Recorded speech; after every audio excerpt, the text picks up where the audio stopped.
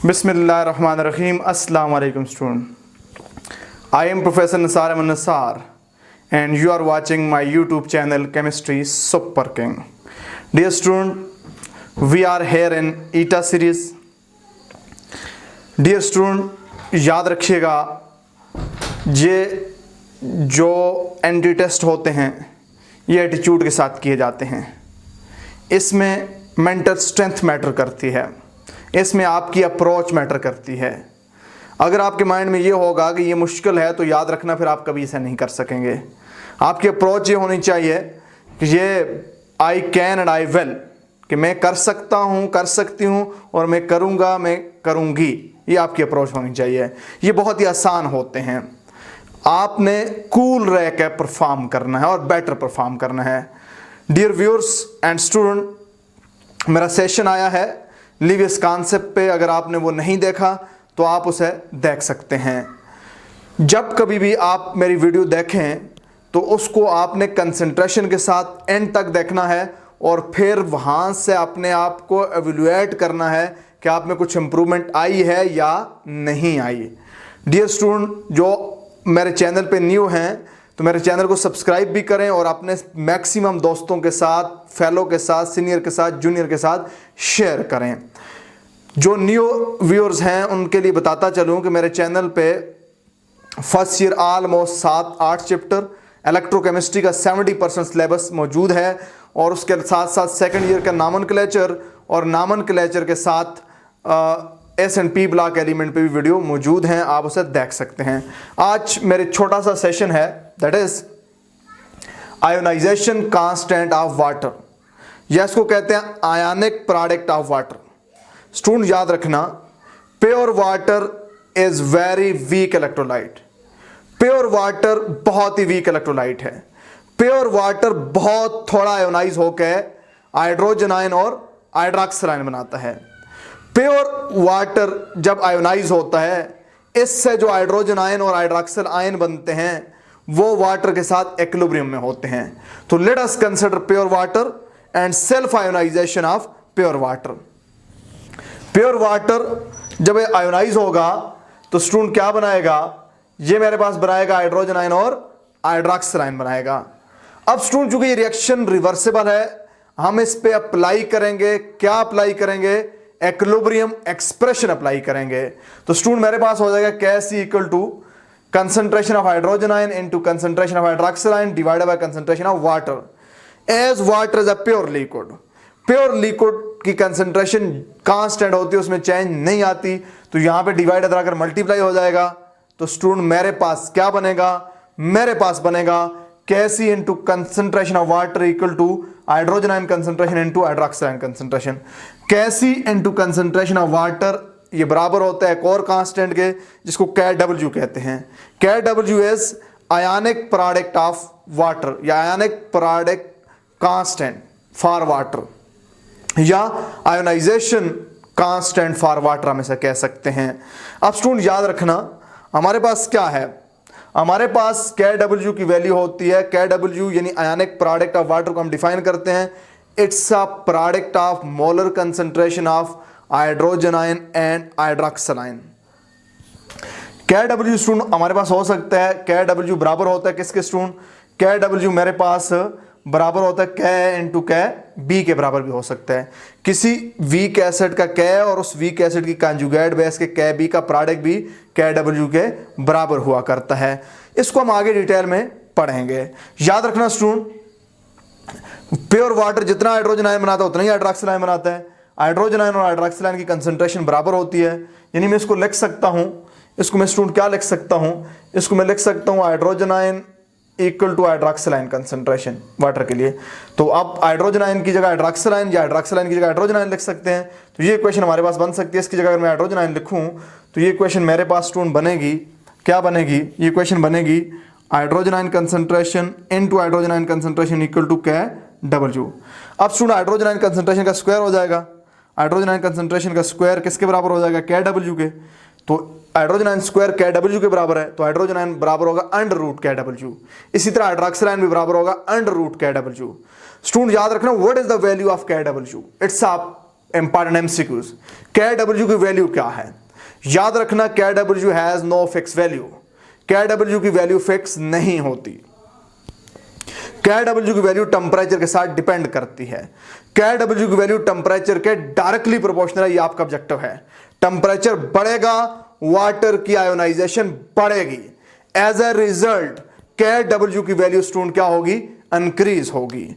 तो अब स्टूडेंट अगर आपका एमसीक्यूज आ जाए, which of the following is the value of KW, different value दी हो जाए और आखिर पे दिया हो नॉट प्रिडिक्टेबल विदाउट टेम्परेचर, तो आपका ऑप्शन होगा नॉट प्रिडिक्टेबल विदाउट टेम्परेचर।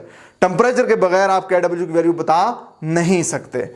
अब स्टूडेंट टेम्परेचर के साथ KW की वैल्यू कैसे वेरी करती है और इस पे किस तरह के एमसीक्यूज हो सकते हैं, आपने अभी मेरे साथ रहना है और इसको अंडरस्टैंड करने की कोशिश करनी है जी। स्टूडेंट जब 0 सेंटीग्रेड होता है KW की वैल्यू होती है 10⁻⁻15। जब KW की वैल्यू 10⁻⁻15 होगी तो हाइड्रोजन आयन 0 सेंटीग्रेड पे कितनी कंसंट्रेशन होगी? 3.2 इंटू 10⁻⁸। और यही कंसंट्रेशन हाइड्रोक्सिल आयन की भी होगी 0 सेंटीग्रेड पे। याद रखिएगा, यहां पे एक बहुत ही इंपॉर्टेंट पॉइंट है स्टूडेंट, याद रखना 0 सेंटीग्रेड पे अगर किसी सॉल्यूशन की हाइड्रोजन आयन कंसंट्रेशन 3.2 इंटू 10⁻⁸ होगी, वो न्यूट्रल सॉल्यूशन होगा। अगर हाइड्रोजन आयन की कंसंट्रेशन 0 सेंटीग्रेड पे 3.2 इंटू 10⁻⁸ से ज्यादा हुई तो वो एसिडिक होगा। अगर 0 सेंटीग्रेड पे हाइड्रोजन आयन की कंसंट्रेशन 3.2 इंटू 10⁻⁸ से कम होगी, वो बेसिक होगा। अब ज्यादा कम कैसे आपने समझना है, ये मैं स्टूडेंट आपको एंड पे समझाता हूं। इसी तरह 10 सेंटीग्रेड पे मेरे पास 10 सेंटीग्रेड पे KW की वैल्यू होती है 3 इंटू 10⁻⁻15। यहां अब 3 into 10⁻⁻15 is greater than 10⁻⁻15। 10⁻⁻15 basically क्या है? 1 इंटू 10⁻⁻15। तो स्टूडेंट 10 सेंटीग्रेड पे वाटर के हाइड्रोजन आयन की और हाइड्रोक्सिल आयन की कंसंट्रेशन बराबर होगी, जो होगी 5.5 इंटू 10⁻⁸। याद रखना स्टूडेंट, जब टेंपरेचर और बढ़ाएंगे, जब टेंपरेचर 25 सेंटीग्रेड पे आएगा तो फिर KW की वैल्यू हो जाएगी 10⁻⁻14। फिर हाइड्रोजन आयन और हाइड्रोक्सिल आयन की कंसंट्रेशन वाटर के अंदर होगी 10⁻⁷। अब स्टूडेंट याद रखना, आपसे सवाल पूछा जाता है, if A solution has hydrogen ion concentration 10⁻⁷, it's a very important question. अगर किसी सॉल्यूशन में हाइड्रोजन आयन की कंसंट्रेशन 10⁻⁷ हो, वो सॉल्यूशन क्या होगा? Acidic, basic, neutral, all of these. अब स्टूडेंट टेंपरेचर नहीं बताया हमें, जब टेंपरेचर नहीं बताया तो 10⁻⁷ जब कंसंट्रेशन होगी, सॉल्यूशन बेसिक भी हो सकता है, एसिडिक भी हो सकता है और न्यूट्रल भी हो सकता है। कैसे? लेट्स सपोज अगर 0 सेंटीग्रेड टेंपरेचर है तो 0 सेंटीग्रेड पे न्यूट्रल सॉल्यूशन के लिए हाइड्रोजन आयन होने चाहिए 3.2 इंटू 10⁻⁸। अगर 0 सेंटीग्रेड पे हाइड्रोजन आयन की कंसंट्रेशन 10⁻⁷ हुई तो 10⁻⁷ is much greater than 3.2 into 10⁻⁸। तो जब हाइड्रोजन आयन की कंसंट्रेशन ज्यादा होगी तो हमारे पास सॉल्यूशन क्या होगा? एसिडिक होगा। इसी तरह स्टूडेंट अगर हमारे पास 40 सेंटीग्रेड टेंपरेचर हो, 40 सेंटीग्रेड टेंपरेचर पे KW की वैल्यू होती है 3 इंटू 10⁻⁴। हाइड्रोजन आयन होगा 1.73 इंटू 10⁻⁷ वाटर के लिए, न्यूट्रल सॉल्यूशन के लिए। अब ये वाली जो वैल्यू है ये इस वैल्यू से कम है। जब हाइड्रोजन आयन न्यूट्रल पॉइंट से कम होगा तो वो सॉल्यूशन क्या होगा? वो सॉल्यूशन फिर क्या होगा? बेसिक होगा। चूंकि हाइड्रोजन आयन, अब इस केस में क्या हमारे पास 10⁻⁷ हाइड्रोजन आयन है, लेट्स सपोज 40 सेंटीग्रेड के ऊपर, तो 40 सेंटीग्रेड पे न्यूट्रल सॉल्यूशन के हाइड्रोजन आयन कितने होने चाहिए थे? 1.73 इंटू 10⁻⁷। ये वाली वैल्यू से ये वाली वैल्यू छोटी है। जब न्यूट्रल वैल्यू से हाइड्रोजन आयन की कंसंट्रेशन कम हो तो वो सॉल्यूशन बेसिक हुआ करता है। अब 40 सेंटीग्रेड पे न्यूट्रल पॉइंट पे हाइड्रोजन आयन इतने होने चाहिए थे।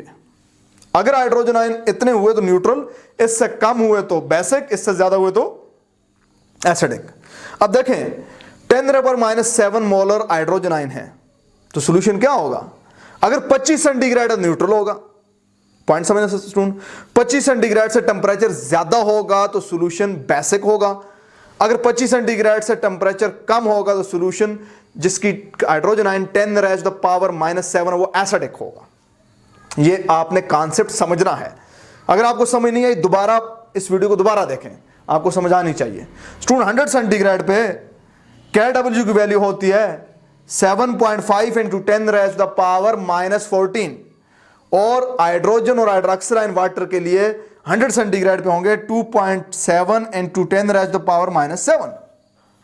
अब स्टूडेंट आपके लिए यहां पे मैंने 2 MCQs लिखे हैं। इन MCQs के अलावा भी आपको 1-2 MCQs इस टॉपिक से कराता हूं। मेरी लीवियस कॉन्सेप्ट पे वीडियो आई हुई है, अगर आपने वो नहीं देखी आप उसको लाजमी देखें। और स्टूडेंट जो मेरी S&P ब्लॉग पे वीडियो आ रही हैं उसमें ईटा के लिए बहुत कुछ होता है, आप वो वीडियो लाजमी देखा करें, उसके कॉन्सेप्ट अप्लाई करने की कोशिश करें। उसमें जनरल कॉलेज के स्टूडेंट के लिए भी चीज़ें होती हैं और ईटा स्टूडेंट के लिए भी होती हैं, तो उन सेशन को भी आपने लाजमी देखना है। जितना पॉसिबल है मैं आपके लिए एफर्ट कर रहा हूं। आपके बहुत ज़्यादा मैसेज आते हैं कि इस पे भी वीडियो आए, इस पे भी वीडियो आए, इस पे भी वीडियो आए। स्टूडेंट मैं अकेला आदमी और आप हज़ारों के हिसाब से अल्हम्दुलिल्लाह मेरे स्टूडेंट, तो फिर मैं सबकी ख्वाहिश पूरी नहीं हो सकती। जितना आपके बेस्ट इंटरेस्ट में इंशाअल्लाह उस पर चीज़ें आएंगी, आ रही हैं। जितना कुछ आपको इस चैनल से मिल रहा है उसे ग्रैब करें, उसे अप्लाई करें। इंशाअल्लाह कोई वजह नहीं है कि आप बहुत आगे ना निकल जाएं। तो स्टूडेंट MCQs पे बात करता हूं जी। Which of the following is true for hydrogen ion of water at all temperature? तमाम टेम्परेचर पे हाइड्रोजन आयन कंसंट्रेशन वाटर के लिए कौन सी बात ट्रू है तमाम टेम्परेचर पे? सुन, पहला ऑप्शन है हाइड्रोजन आयन इक्वल टू √ क्या है, यानी तमाम टेम्परेचर पे हाइड्रोजन आयन √ क्या है के बराबर होता है। नहीं, ऐसा नहीं होता स्टूडेंट, याद रखना। दूसरा student hydrogen ion equal to 10⁻⁻⁷, नहीं ऐसा नहीं होता। 25 सेंटीग्रेड पे हाइड्रोजन आयन 10⁻⁷ होता है। 25 से कम जब टेम्परेचर होता है तो हाइड्रोजन आयन वाटर का हाइड्रोजन आयन की कंसंट्रेशन 10⁻⁷ से कम होती है।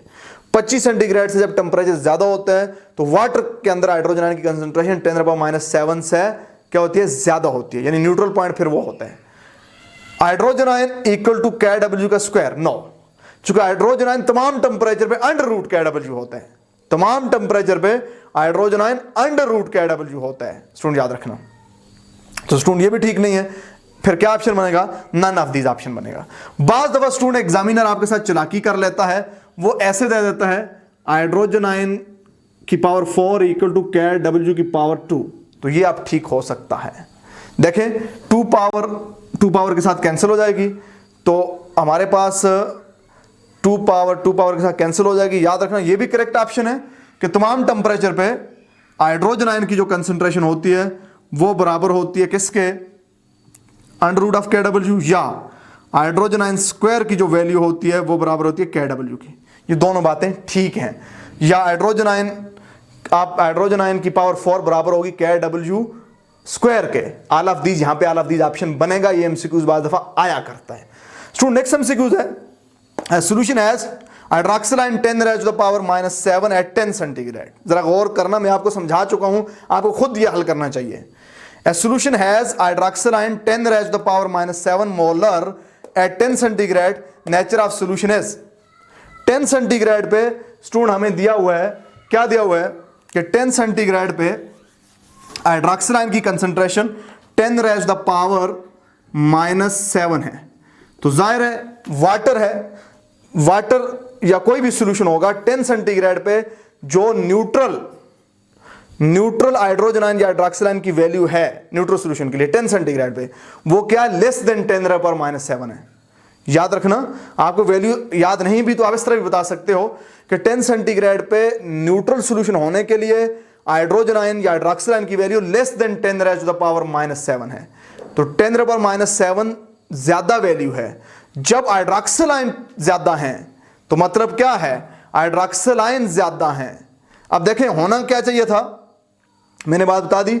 10 सेंटीग्रेड पे हमारे पास हाइड्रोक्सिल आयन की कंसंट्रेशन क्या होनी चाहिए थी, less than 10 raised to the power -7 for neutral solution. तो हाइड्रोक्सिल आयन ज्यादा है, बेसिकली न्यूट्रल सॉल्यूशन के जितने होने चाहिए उससे ज्यादा हैं। जब हाइड्रोक्सिल आयन ज्यादा होंगे तो सॉल्यूशन क्या होगा स्टूडेंट? सॉल्यूशन मेरे पास बेसिक होगा। सॉल्यूशन मेरे पास क्या होगा? बेसिक होगा, चूंकि हाइड्रोजन आयन कम होंगे, फिर उस न्यूट्रल पॉइंट से हाइड्रोजन आयन कम होंगे, हाइड्रोक्सिल आयन उससे ज्यादा हैं, तो ये सॉल्यूशन हमारे पास क्या होगा स्टूडेंट? हमारे पास बेसिक होगा। अगर ये होता कि 10 सेंटीग्रेड पे हाइड्रोजन आयन की कंसंट्रेशन ये है, तो फिर सोल्यूशन एसिडिक हो जाता। सोल्यूशन हमें 10 सेंटीग्रेड पे न्यूट्रल पॉइंट का पता होना चाहिए। इसी तरह स्टूडेंट आपके लिए एक और एमसीक्यूज बताता हूं जी। मेरे पास एमसीक्यूज है, स्टूडेंट समझने की कोशिश करना। मेरे पास एमसीक्यूज है। क्या एमसीक्यूज है? कहते हैं solution is neutral, a solution is neutral at 100 centigrade.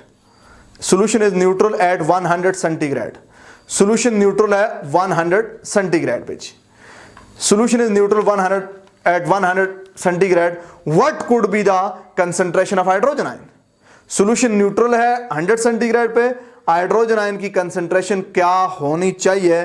Student आपके पास डिफरेंट ऑप्शन है। स्टूडेंट आपके पास डिफरेंट ऑप्शन है। लेट्स सपोज आपके पास पहला ऑप्शन है, आपके पास डिफरेंट ऑप्शन है। पहला ऑप्शन है 10⁻⁷, दूसरा ऑप्शन है ग्रेटर देन 10⁻⁷, तीसरा ऑप्शन है लेस देन 10⁻⁷, चौथा ऑप्शन ऑल ऑफ दिस।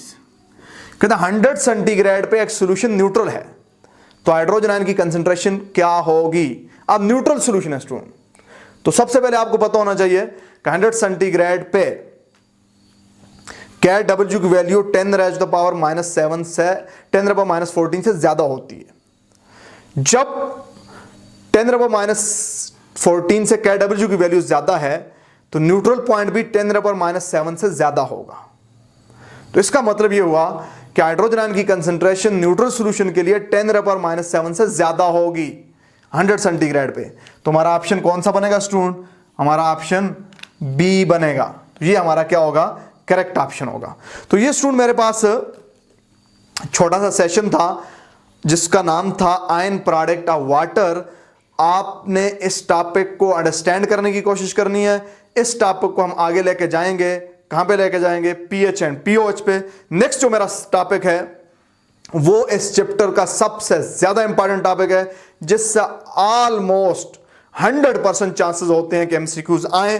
तो उस वीडियो का इंतजार कीजिएगा। आज के लिए इतना ही। Thank you very much. अपना और अपने अहल खाना का ख्याल रखिएगा। Have a nice day.